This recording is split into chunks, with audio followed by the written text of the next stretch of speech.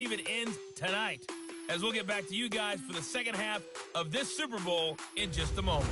Thus far, this Super Bowl has looked less like a contest and more like a coronation. And to call the second half, let's get it right back out to Brandon Godden and Charles Davis.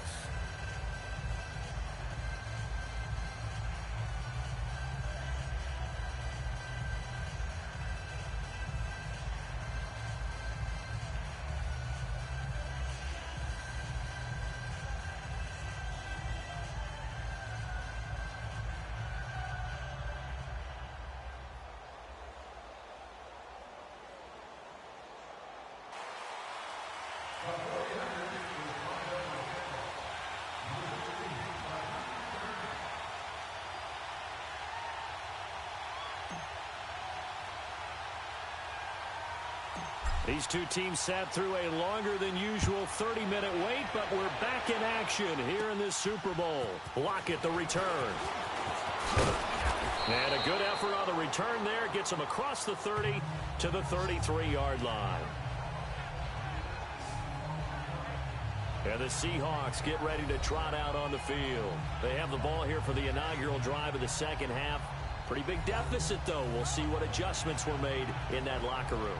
And I never want to make something more important than it actually is, right? I don't want to create more hype than what is there. But this is I'm doing it, though. This is a really important drive. And we often talk about teams scripting plays to start a game. A lot of them script to start the second half, too. And they're scripting something that they expect to get them into the end zone and back into this game. We'll see if that script is a good one for them. That one good for 10 yards. And that'll bring up a second and just about a few inches here. Now, that was an excellent run. And when you see that happen, that's when you're seeing guys doing their job and then some people doing a little bit more. Offensive linemen and tight ends, they're expected to block. But the wide receivers, all they want to do is catch passes. So when they block on a big-time running play and create extra space, you've kind of hit the jackpot there. They try to throw on second down, but this one is incomplete. That would have been a great catch, but it's real difficult to hold on to it because it was contested all the way. Would have been a great play if he'd been able to haul that one in. On third down, it's Carson, and he's got the first down as he's up to the 45-yard line. They only get two there, but on third and one, that's all they needed to keep the drive going. I always appreciate runners who understand situations. That was just third and inches. No reason to dance around in the backfield and try and break off a bigger play. Just go pick up the first down, and that's exactly what he did.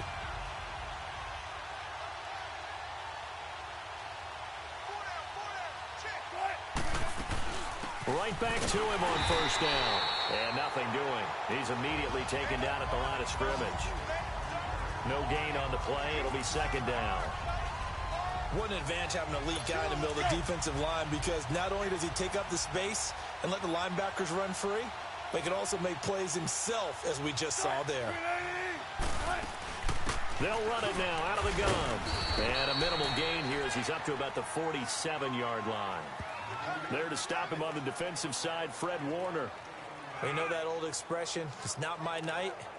It hasn't been his so far. I don't know if the legs are a little bit heavy. Sometimes having to hang out all day and play doesn't exactly play to your advantage, but it's been a tough go for him. And every time he looks up, somebody's there defensively. That was the same case on that play. Finding his safety valve here. That's complete. And he'll get it out a couple yards shy of midfield at the 48. Just a 1-yard pickup on the play, and that's going to make it fourth down. Instead of throwing it downfield, Charles, they just tried to dump it underneath there. You like the call? I do. I think it's a high-percentage play because you get the completion, and what you're counting on is your back to use his legs and his elusiveness to make people miss and pick up the first down. In this case, it didn't happen. Beathard breaks the huddle and leads the Niners up with a 1st and 10 at about the 32. Beathard. And it's incomplete. Took a shot, couldn't connect. Charles, I want to go in a different direction for a second, talk about Le'Veon Bell, because the November 13th report date has come and gone. He's still not with the Steelers. Now, the good news, though, Le'Veon Bell not there, but James Conner has been good in his stead. He certainly has, and we have to think now that maybe we won't see Le'Veon Bell in a Pittsburgh Steelers uniform, ever again. And that's for another day. He's not there. You just hit it, though. James Conner, this Pittsburgh team has really elevated its game around James Conner, playing awfully well. He's playing well. And I think there's a certain sense when you watch them that they all want to prove something to Le'Veon Bell, that they can play well without him. And that's caught inside the 35.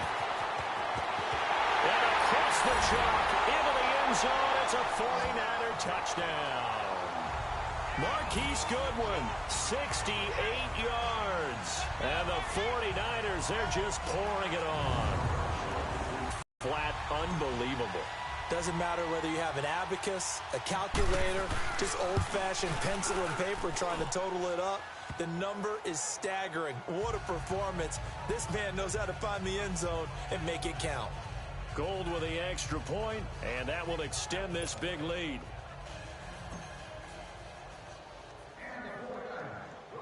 The punter Pinion now to kick this one away. Lockett the return.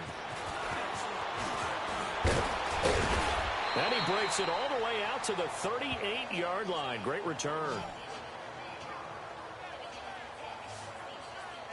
As Seattle now ready to march out of the field.